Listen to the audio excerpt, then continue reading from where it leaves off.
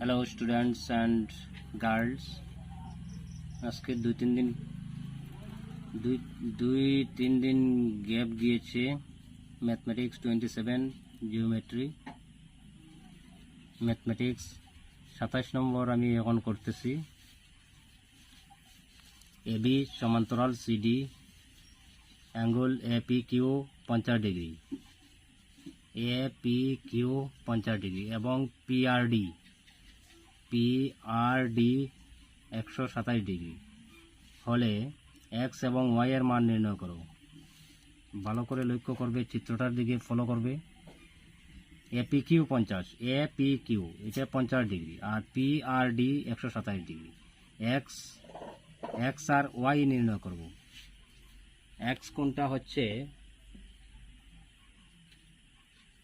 X আর Y নির্ণয় করব। X